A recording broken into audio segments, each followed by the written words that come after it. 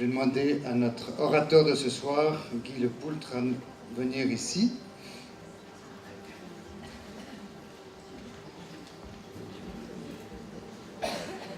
Voilà, les feuilles jaunes, si vous pouvez les remplir maintenant, mais écoutez d'abord Guy Lepoultre et après vous écrivez. Que tu sois béni.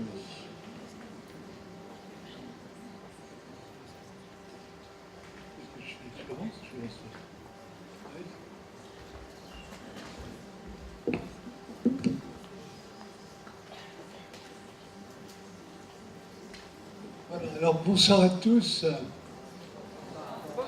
J'étais vraiment heureux de voir le Seigneur ce soir. Vous savez, quand vous êtes 2 ou 3 réunis en mon nom, je suis au milieu de vous. Et donc j'ai vraiment été très saisi ce soir. Et j'y pensais déjà auparavant, très saisi par le fait que Jésus était vraiment vivant au milieu de nous. Et je vous avoue que je me suis beaucoup promené dans la salle, regardant les personnes, regardant les uns les autres. Et pour moi, c'était évident que Jésus est au milieu de nous, que Jésus est plein d'amour pour chacun, pour chacune d'entre vous. Et que Jésus a préparé, il a un cœur qui est rempli de tendresse et d'amour, et qu'il a quelque chose pour chacun, pour chacune d'entre vous. Voilà, c'est un acte de foi que nous posons, mais pour moi, cette foi, ce soir, elle est très, très, très évidente, très vibrante. Alors c'est vrai que, cela étant, je me suis souvenu de choses que j'avais découvertes dans le renouveau charismatique, il y a déjà une 40aine d'années, puisque je suis un grand ancien. Et alors, je sais que ces grâces-là, il y a eu des grâces majeures que j'ai vécues tout au début et qui reviennent maintenant très fortement. Depuis quelques mois, il y a des grâces très anciennes qui reviennent, mais avec plus de vigueur. Et dans cette grâce très ancienne, il y a la certitude de la présence de Dieu, notre Père, que le Père du ciel, le Père de Jésus-Christ notre Seigneur, c'est le Dieu vivant, c'est le Dieu de toute bonté, c'est le Dieu qui ne peut faire que des choses bonnes pour nous si nous le laissons, si nous lui permettons, si nous lui donnons la permission d'agir pour se communiquer à nous. Mais alors ce Père du ciel, en fait, il nous donne Jésus. Et alors ce soir, ma joie, c'était de me dire, mais il nous donne Jésus ce soir. Et Jésus circule. Il circule, alors je le voyais, moi, dans sa tenue très, très simple, très modeste, comme l'un ou l'autre d'entre nous. Je le voyais circuler, puis bénir les uns, bénir, regarder, bénir tous et chacun. Et ce Jésus, il est rayonnant de lumière, il est rayonnant d'amour, il est rayonnant d'énergie, si je puis dire, l'énergie de l'amour, le rayonnement de l'amour. Et voilà, il est là de la part du Père. Le Père lui dit, vas-y ce soir, vas-y, ils sont réunis là. Tu sais, il y en a qui te connaissent, il y en a qui connaissent très peu le mystère, mais ça fait rien, ils vont le découvrir ce soir. Il y en a qui sont parmi eux très loin, avec des doutes, avec des questions, avec des rejets même peut-être. Et le Père du ciel, notre Papa céleste, le ciel c'est pas loin, vous savez, c'est un amour qui nous entoure, qui nous enveloppe. Et le Père nous donne Jésus.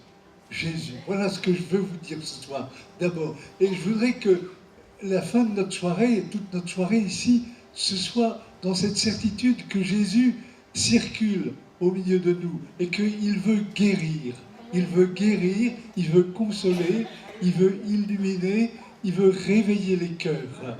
Voilà, c'est ça. Je crois que j'ai envie de vous dire ce soir. Mais d'abord, je crois qu'il faut que je vous dise un mot du Père. Ce Père du ciel, ce Dieu qui est à l'origine de tout. C'est un acte d'amour fabuleux, insaisissable, qui enveloppe tout. Et alors, cet acte d'amour qui est Dieu, c'est pas... À la fois, il est très puissant parce que l'immensité du cosmos, on voit quelquefois des choses magnifiques là sur l'immensité du cosmos, et puis en même temps l'organisation très intime, très subtil de la matière. Tout ça, c'est lui. Ça procède de cet acte d'amour qui est de lui, qui est lui. Et non seulement ça, mais le super complexe que nous sommes chacun, il connaît ça par cœur, notre Père du ciel. Il connaît par cœur ce que tu es, comment tu es construit, comment tu es bâti. Cette fameuse thyroïde dont on a parlé tout à l'heure, il connaît ça par cœur. Il sait bien ce que c'est que la thyroïde. C'est quand même lui qui l'a fait, non? Alors, vous comprenez, il sait bien ce qu'il en est. Bon, et puis ces oreilles-là, qui bouchonnent. Pendant que notre frère parlait, je me disais, oh, que ce frère reçoive ce soir un peu quelque chose des oreilles de Dieu. Parce que je sais que Dieu entend, je sais que Dieu écoute. Alors, dans ma prière, là, pendant que notre frère parlait, je disais, Seigneur, fais-le participer à tes oreilles, à toi. Fais-le participer à tes oreilles pour qu'il entende très bien, très très bien. Amen. Ça va. Mon frère, attends-toi à de belles choses, hein, si tu vas voir. Ça va être formidable. Bon. Alors donc ça c'est notre Père, vous voyez, notre Père de toute bonté, de toute générosité. Et comme il n'était pas encore de plein pied avec nous, il nous a donné son Fils, il nous a donné Jésus, et Jésus, il est de plein pied avec nous pour nous distribuer, pour nous communiquer la bonté du Père, la tendresse du Père. Alors Jésus, quand on lit l'évangile d'un petit peu près, on voit bien que Jésus était extraordinairement rayonnant d'amour. Et que souvent il rassemblait des gens, par exemple, il rassemblait des gens comme Lévi, qui est devenu Matthieu, qui était un publicain, qui était un homme pas très honnête, qui était un ramasseur d'impôts au profit des Romains. Enfin, on sait que c'était pas très très clair. Mais voilà, Jésus, il est contagieux d'amour. Et Jésus lui dit, viens, suis-moi. Et il le suit. Et alors, Lévi va chercher tous ses copains de plus ou moins bonne réputation. Et ce qu'il y a de magnifique, c'est que tous ses copains, ils sont saisis, ils sont séduits, ils sont transformés. Parce qu'il émane de Jésus un rayonnement d'amour, une énergie d'amour extraordinaire. Voilà. Vous voyez, ça c'est l'évangile. L'évangile, c'est Jésus qui nous parle du Père, qui nous parle de Dieu, qui nous dit qui est Dieu. Alors que c'est vrai, nous sommes dans un monde où, ma foi, la vie est compliquée, les choses sont complexes, et Dieu est devenu très lointain pour beaucoup de gens. Et beaucoup de gens sont pris dans leurs tourments, dans leurs soucis, dans leur stress, ou quelquefois dans leurs calculs. Et voilà, pour eux, Dieu, ben, on ne sait pas, bon, etc. Alors, on se rapplique sur d'autres choses, sur des théories plus ou moins fumeuses, et on n'a plus cette joie, ce bonheur de Dieu. Vous voyez, je vais vous dire quand même, je crois que ce qui fait le bonheur de ma vie, c'est Dieu. C'est Dieu. C'est ça le bonheur de ma vie. C'est de le connaître, c'est de me laisser aimer par lui, c'est de lui parler de mes frères et de mes sœurs. Je suis content de Dieu. Dieu, peut-être qu'il n'est pas toujours content de moi, ça c'est possible. Oui, je crains qu'il ne soit pas toujours content de moi, parce que quelquefois je suis trop replié sur moi. Mais en tout cas, moi, je suis content de Dieu. Vous voyez ? Voilà, content de Dieu. Ce soir, vous allez être content de Dieu. Vous allez être content de Dieu. Et alors, je vous dis ça parce que, par ailleurs, ce Jésus, au fond, ça c'est une chose importante. Ce Jésus qui est au milieu de nous, pour nous parler de Dieu, pour nous parler du Père, ce Jésus, en fait, il est, comment dirais-je, il permet à la grâce de Dieu de couler dans nos vies. Vous voyez ? De couler dans nos vies. Comment vous dire ça ? C'est-à-dire que il est tellement connecté à son Père du ciel que l'amour du Père du ciel peut passer à travers lui. Et Jésus, il est là pour nous communiquer cet amour qui vient du cœur du Père et qui passe dans le cœur de Jésus.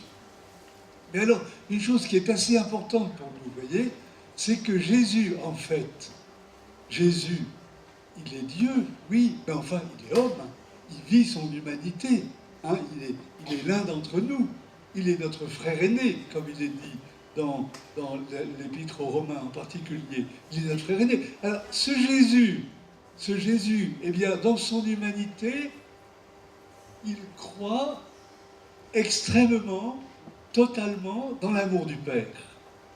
Et alors, moi, vous, chacun d'entre nous, quand nous croyons, eh bien, d'une certaine façon, nous croyons unis à l'acte de croire de Jésus. Vous voyez, nous sommes entraînés par l'acte de croire de Jésus.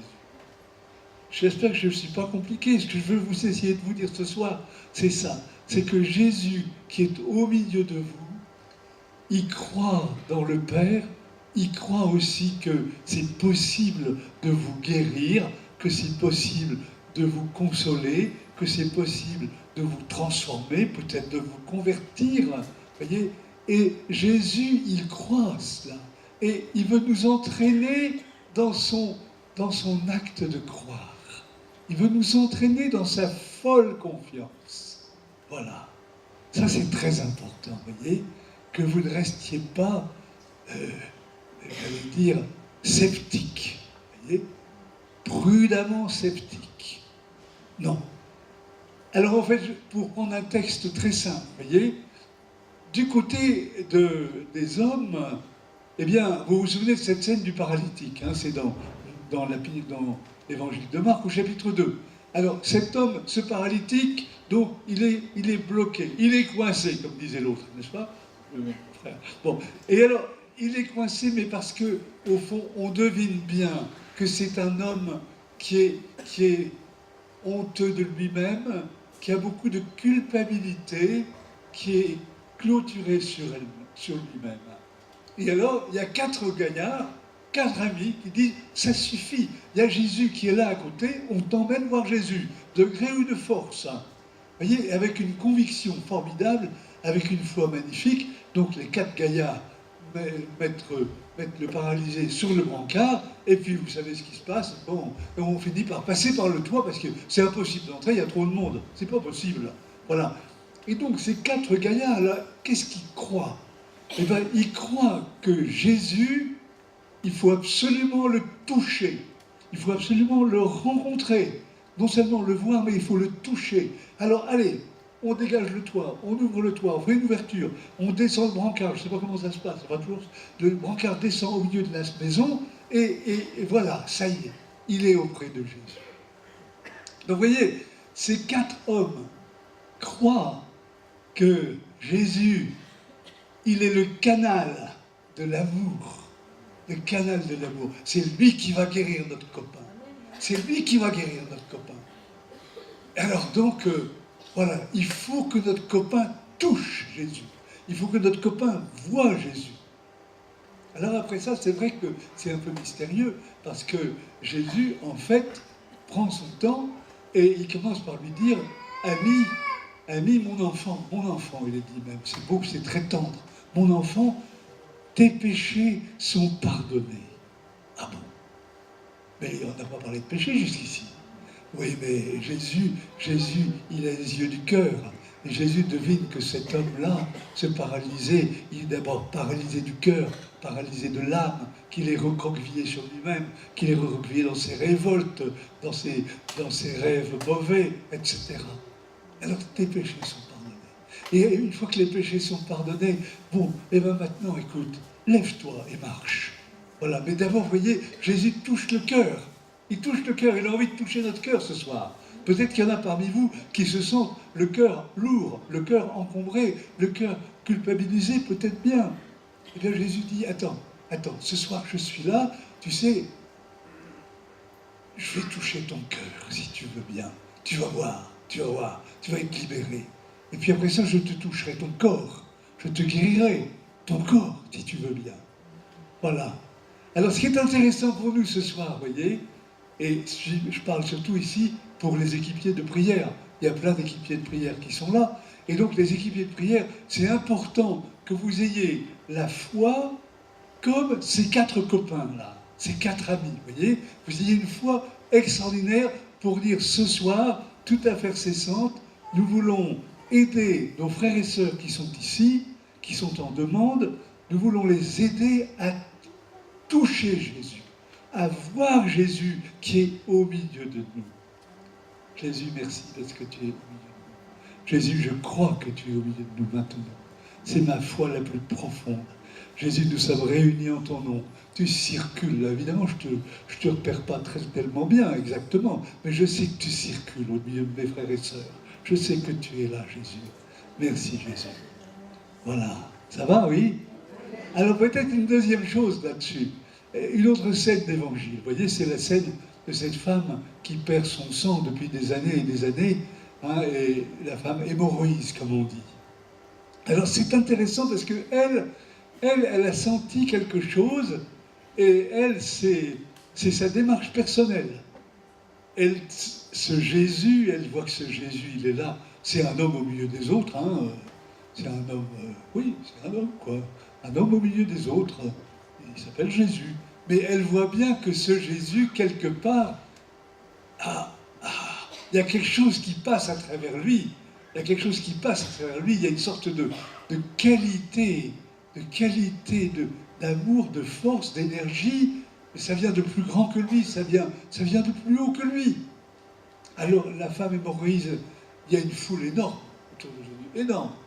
Ça la touche, hein, complètement. Alors elle se faufile, comme quelquefois ces dames ou ces demoiselles savent le faire, vous voyez, elle se faufile, et puis ça y est, elle arrive derrière Jésus, et là, il dit, celui-là, il faut que je touche son vêtement, parce que il est porteur d'une force qui vient de plus grand que lui, qui vient d'en haut. Et alors, subrepticement, elle est là, ça y est, elle est arrivée, hop, elle touche le vêtement de Jésus. Et c'est vrai qu'elle est guérie. Elle sent que quelque chose en elle a bougé, elle sent qu'elle est guérie. Et alors à ce moment-là, Jésus vivement se retourne et dit, mais qu'est-ce qui l'a touché? Les apôtres disent, écoute Jésus, sois sérieux, tout le monde te touche. Tu vois pas la foule là autour, tout le monde te touche. Oui, mais Jésus, vous voyez, Jésus a senti dans son être profond, dans son cœur profond, que quelqu'un était venu, j'allais dire, de cœur à cœur, que dans le cœur de cette femme, il y avait une foi, il y avait une grande foi dans son être plus qu'humain, humain et divin, divin et humain. Il a senti ça, et il a senti qu'il y avait quelque chose qui se passait entre le cœur de cette femme et puis lui qui était là, qui m'a touché. Et alors elle se dévoile et Jésus va lui dire, ta foi t'a sauvé. Ta foi t'a sauvé. Autrement dit, tu as eu, grâce au Saint-Esprit sans doute, grâce au Saint-Esprit, tu as eu cet éclairage intérieur et tu as fait le geste de venir me rencontrer, de venir me toucher. Voilà, dans la foi que je venais de quelqu'un d'autre, que je venais d'en haut, que je venais du Père, de toute bonté, de tout amour. Voilà, et le contact s'est établi et la guérison s'en est suivie. Voilà, alors, vous voyez, ce soir, mais c'est important pour nous ça. Est-ce que ce soir, nous allons toucher Jésus? Est-ce que vous allez toucher Jésus par la foi? Vous voyez? Voilà. Est-ce que vous allez y arriver? Mais peut-être, il faut prier, on va prier les uns pour les autres. On va continuer à prier pour que, dans l'intensité du Saint-Esprit, vraiment, nous ayons cette conviction que Jésus est vivant au milieu de nous. Voilà. Moi, je vous dis ça parce que depuis cet après-midi, et puis surtout depuis que je suis là ce soir, je sens tellement cette présence du Seigneur. Vous voyez, cette onction de présence de Jésus au milieu de nous. Alors j'espère que vous allez être touchés, j'espère que vous allez demandez-le humblement. Vous allez toujours demander humblement au Saint-Esprit. Demandez humblement au Saint-Esprit qui est le Père des pauvres. Demandez-lui, viens me donner la conviction que Jésus est là et que je peux toucher Jésus et me laisser toucher par lui. Toucher Jésus, me laisser guérir par lui. Amen. Amen. Voilà. Jésus, vous savez, il n'est jamais fatigué de guérir. Dans l'évangile de Matthieu, vous avez 9 passages où on voit que Jésus, la foule vient, plein de malades, de toutes sortes de malades, et Jésus les guérissait tous. Jésus les guérissait tous. La dernière fois, la 9e fois, ça se passe quand Jésus arrive au temple, c'est tout à fait en fin de parcours. Là, il a chassé les vendeurs qui encombrent le temple, qui font que le temple est devenu une vraie foire à bestiaux, en quelque sorte. Alors il a chassé tout ce monde. Et après ça, évidemment, les notables du coin, les responsables, les gens de l'ordre et de la dignité sont furieux, et on proteste. Mais Jésus, lui, alors qu'il y a une très grande tension à ce moment-là, parce qu'on veut le liquider, Jésus, on veut le supprimer, on veut le faire disparaître. Tous les notables veulent le supprimer. Mais Jésus reste complètement paisible, et il est dit dans l'Évangile qu'après cette scène d'avoir dégagé le temple, eh bien, il y a des boiteux et des aveugles qui arrivent, et Jésus les a tous guéris. Vous voyez, même en fin de parcours, Jésus ne pense qu'à une chose, c'est à donner la puissance de guérison qui vient du cœur de Dieu. Voilà, ça c'est Jésus, vous voyez. Le Père aime, et Jésus est son porte-parole, celui qui agit en son nom. Voilà. Et donc, vous voyez, jusqu'à la fin, Jésus a aimé, il a guéri, il a pardonné. Ça, c'est Jésus, vous voyez. Ah, ce soir, je voudrais que nous repartions tous avec un amour de Jésus décuplé, que ça, il parle vraiment dans votre cœur, là. C'est tellement beau, ça, tellement beau. Vous savez, plus on avance en âge, je crois, si on n'est pas trop infidèle au Seigneur, toujours un petit peu infidèle, mais enfin, on ne sait pas l'être trop, eh bien, plus on trouve que Jésus est quand même un être absolument extraordinaire. Extraordinaire. C'est une grande tristesse. La tristesse, c'est de voir que, au fond, il est si peu aimé, quoi. C'est que l'amour n'est pas aimé, comme il est dit. Le vrai amour n'est pas aimé. Ça, c'est une tristesse. C'est vrai. Nous devinons que c'est la tristesse du cœur de Dieu, ça, du cœur de notre Père. Le pape François a dit ça ces jours-ci. Il a dit que Dieu, le Père, pleurait. Alors, bon, il pleurait, comme Jésus a pleuré. Il pleure de quoi? Mais il pleure de ce qu'il ne peut pas nous aimer comme il voudrait nous aimer complètement. Voilà, c'est ça. Ça, c'est difficile. Mais alors, quand même, Jésus est très patient. Après la scène là, de cette femme qui avait sa perte de sang, il y avait Jaïr qui était là, le responsable de la synagogue, et pour sa petite fille qui était très malade. Alors, en fait, on vient lui dire, Jaïr, c'est pas la peine que Jésus vienne chez toi, ta petite fille est morte. Et alors à ce moment-là, Jaïr, il a tendance à baisser les bras, il dit, bon, bah, c'est tout, on va pas insister. Mais Jésus lui dit, viens, crois seulement. Voilà ce que Jésus lui dit, crois seulement. Et Jésus prend avec lui Pierre, Jacques et Jean, et puis rapidement, il s'en va jusqu'à la maison de Jaïr. Et là, alors, c'est la cohue. C'est la cohue de gens qui pleurent, qui sont désolés, etc. Les grandes lamentations funèbres, quoi, dont on n'en finit pas des lamentations funèbres. Alors à ce moment-là, Jésus se met un peu en colère, comme ça lui arrive de temps en temps. Taisez-vous, sortez de là, c'est pas vrai qu'elle est morte, elle dort, elle dort. Et tout le monde se fiche de Jésus, tout le monde se moque de Jésus. Mais Jésus continue avec autorité, il leur dit, allez, elle est dehors, partez de là. Moi, je vais aller, je vous garantis qu'elle dort. Voilà. Et vous voyez, c'est très intéressant parce que on voit que là, Jésus, qui a dit à Jaïr, crois seulement, Jésus est en train de, comment dirais-je, de l'entraîner à croire par sa propre foi. Parce que Jésus, quand il fait ça, il sait bien que la petite fille a passé, a trépassé. Hein, il sait bien. Mais voilà, mais il a la foi absolue qu'elle va se relever. Et donc, vous voyez, Jésus a une foi telle qu'il la communique au papa et à la maman, évidemment à Pierre, Jacques et Jean qui sont là, et puis les autres, bon, tant pis pour eux, hein, ils n'ont pas vu, et il entre dans la chambre et à ce moment-là, il relève, voilà, Talita Koum, relève-toi, relève-toi. Alors ça veut dire quoi, cette scène-là?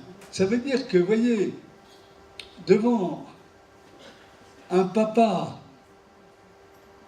qui aime son enfant, bien sûr, mais un papa qui n'ose pas trop croire, Jésus va donner le moyen de croire à nouveau. Il va entraîner dans la foi.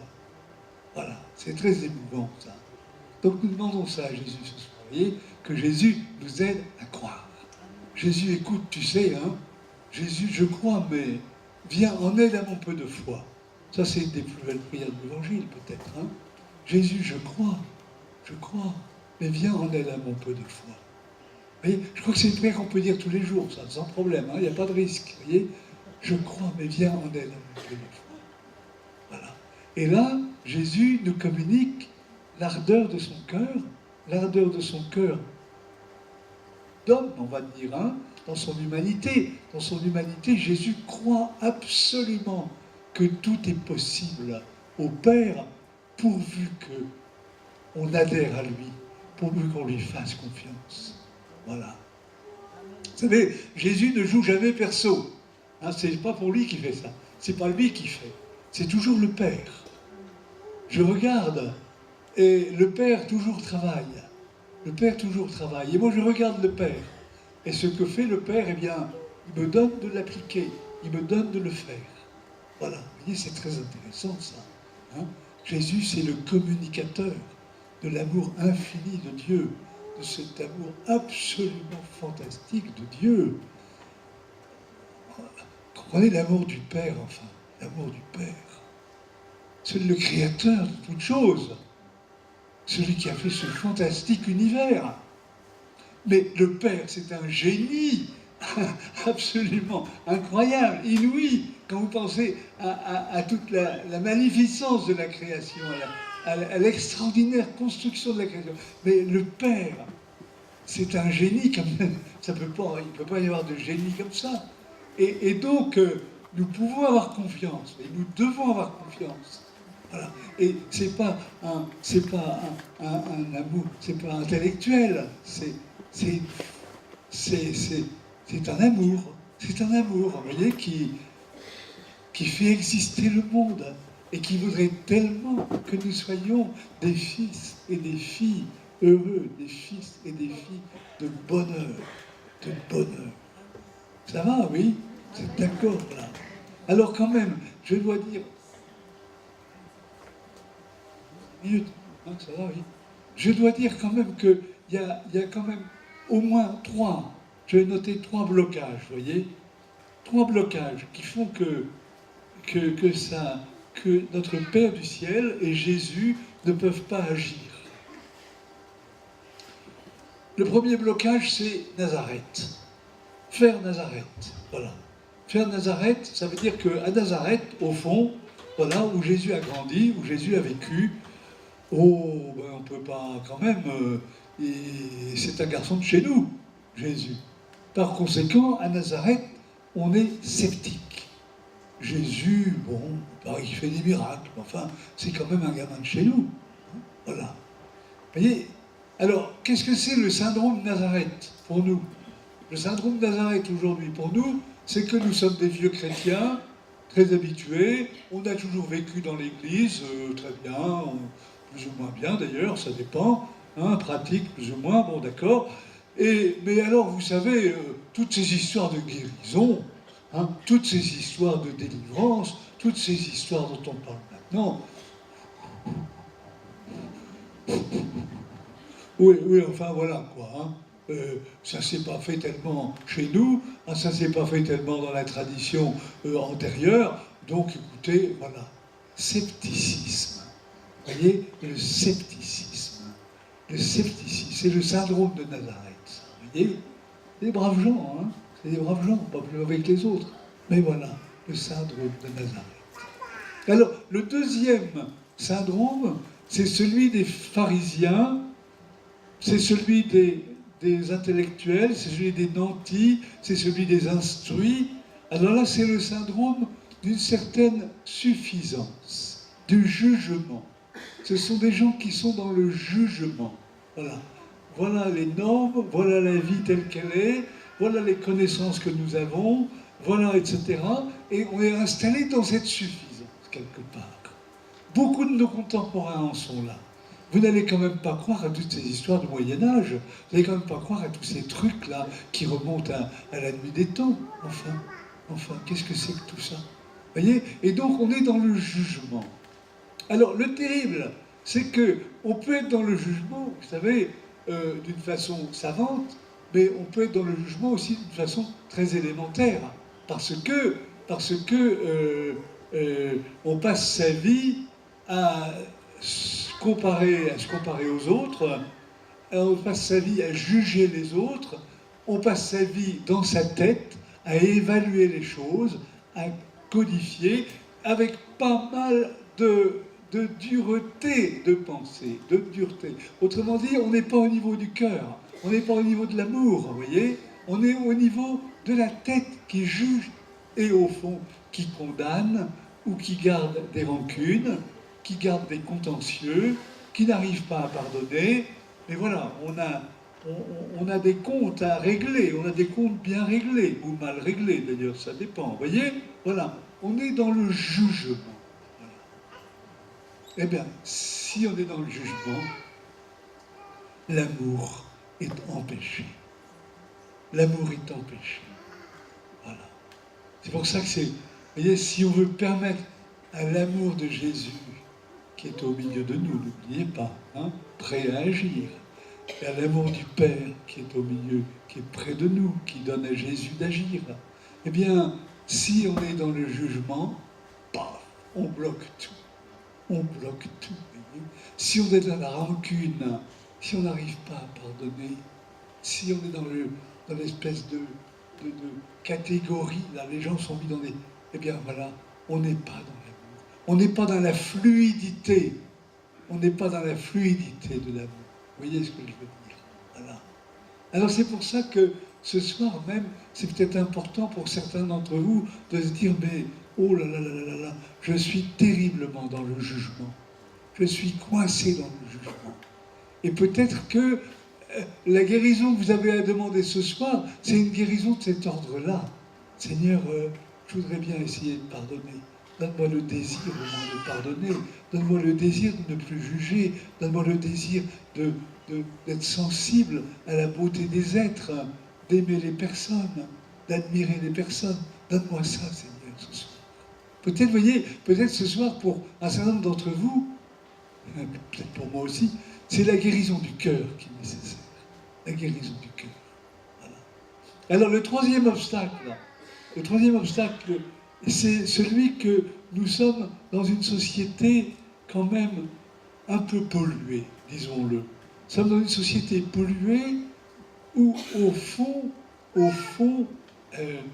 l'esprit du mal agit en nous disant, tu sais, il y a des choses, c'est pas tellement grave, tout le monde le fait, l'infidélité conjugale, de regarder toutes sortes de spectacles qui sont quand même licencieux, mais c'est pas mal, enfin quoi, ça fait de mal à personne, ça, hein, tu te donnes un petit peu de plaisir, etc., voilà.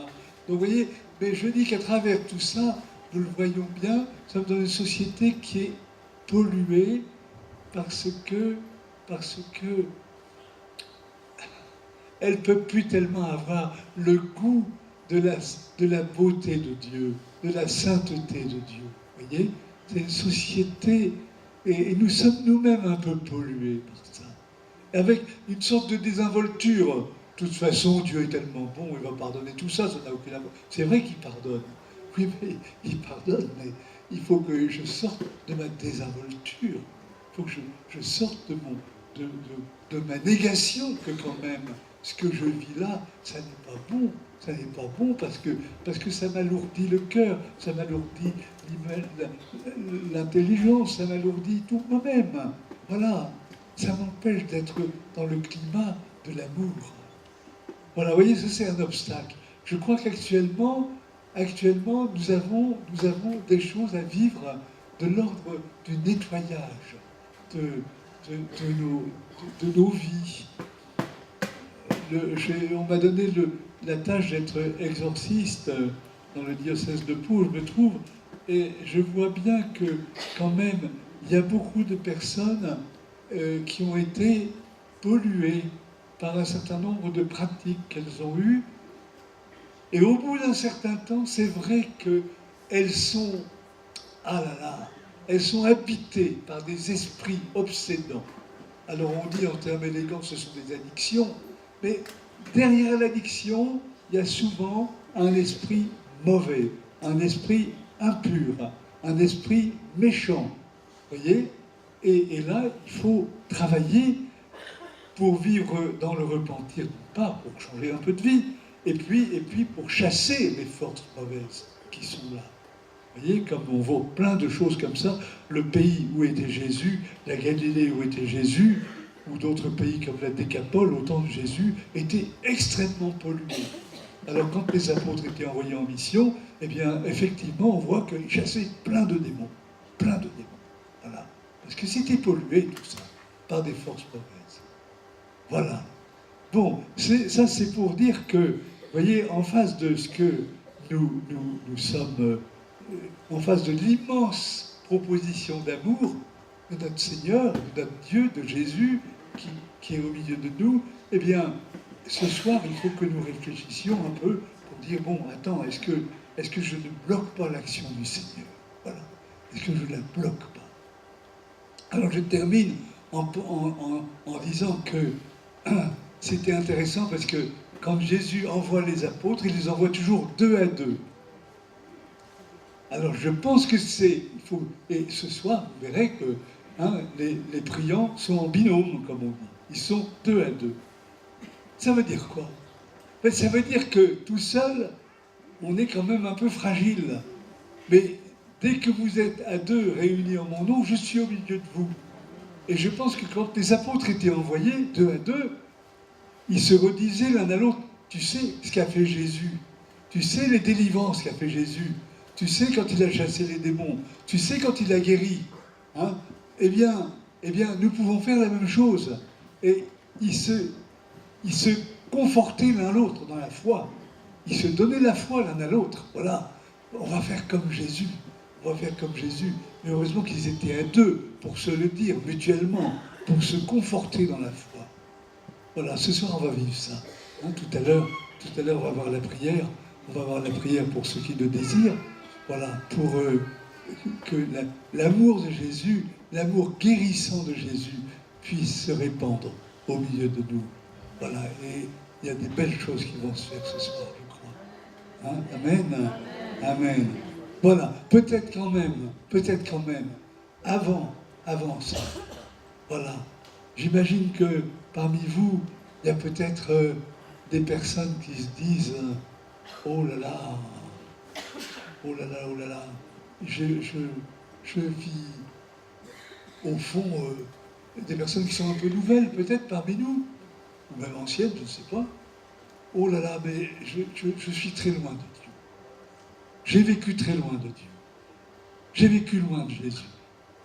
J'ai décroché de la foi. Ou j'ai jamais accroché, peut-être. Voilà. Alors ce soir, la proposition, c'est celle-ci. C'est que quelques personnes si elles se sentent touchées dans leur cœur, elles disent, mais enfin, ce Dieu, ce Jésus, j'ai envie de le connaître. J'ai envie de le connaître. Et pourquoi je ne lui donnerai pas ma vie ce soir? Pourquoi est-ce que je ne dirais pas, en m'approchant ici, Jésus, Jésus, je ne te connais pas, mais je veux te connaître. Jésus, je veux te rencontrer. Seigneur, je veux te toucher et que toi, tu puisses me toucher, Jésus. Voilà. Vous voyez? Donc, je vais demander à ceux qui veulent, vous voyez le sens de la démarche, ceux qui veulent, eh bien, ce soir, dans une démarche tout à fait nouvelle pour eux, donner leur vie à Jésus.